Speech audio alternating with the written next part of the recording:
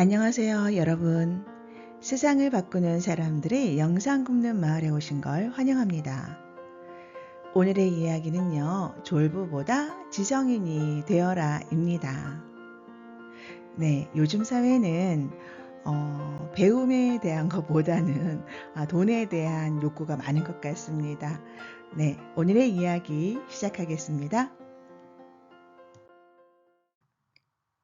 졸부보다 지성인이 되라. 부자가 되려면 남을 감동시키는 그 무엇인가가 있어야만 한다. 그것은 바로 지성이다. 지식과 지성은 돈과 명예를 위해 갖는 것이 아니라 인간의 품격을 위해 쌓는 것이다. 돈과 명예가 많이 있다고 해서 존경받는 그런 세상은 이미 지나갔다. 남으로부터 존경받으려면 그에 준하는 인간의 품격이 있어야만 한다.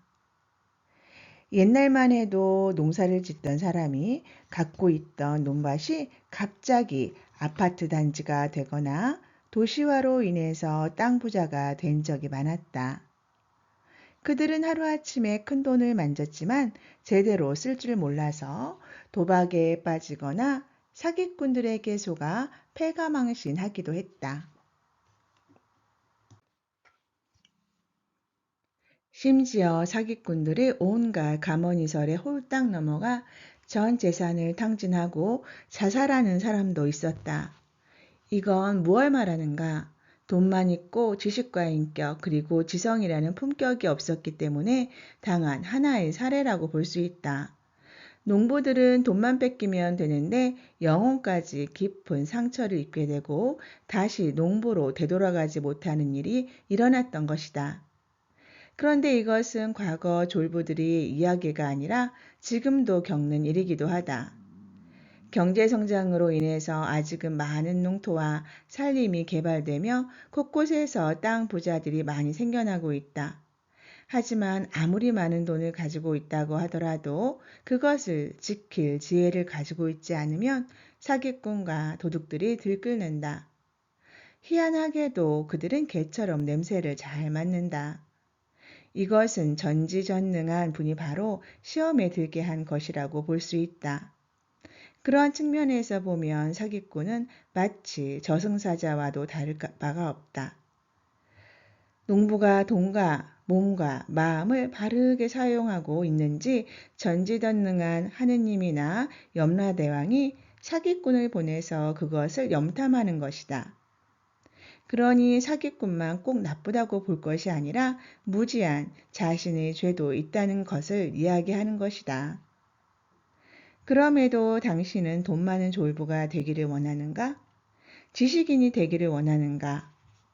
이제부터라도 자기 자신을 닦는 마음 공부를 해야 한다. 지성으로 마음이 꽉 차 있는 사람은 돈을 쓸 때도 알차게 쓸 줄 안다.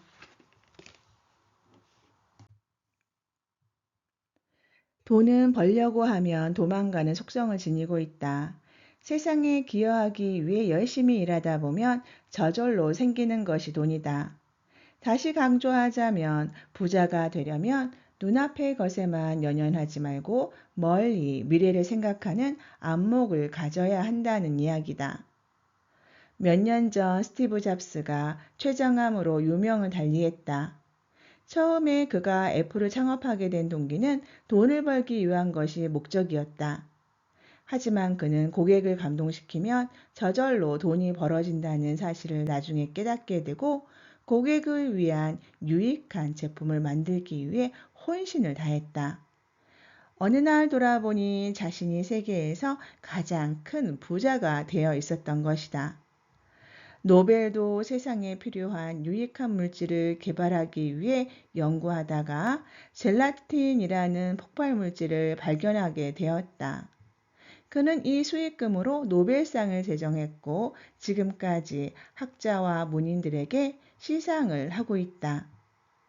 이처럼 세계 부자들이 가지고 있는 공통점은 그들이 이 세상을 위해서 무엇을 할 것인가를 생각하고 편리하고 유익한 것을 위해 연구하다 보니 자신도 모르게 돈이 따라와서 부자가 된 것이다. 말하자면 그들은 자신의 꿈을 향해 열심히 뛰다가 자신도 모르게 부자가 된 것에 불과하다. 이처럼 부자가 되려면 남을 감동시키는 그 무엇인가가 있어야 한다. 그것은 바로 지성이다. 돈만 있고 머리에 든 것이 없다면 그는 한갓 졸부에 지나지 않는다. 돈을 벌려고 일을 하지 마라. 돈을 벌기 위해 일하면 돈은 벌리지 않는다. 신념과 꿈을 가지고 열심히 일하다 보면 그 꿈을 이루는 순간 자신도 모르게 큰 부자가 되어 있을 것이다.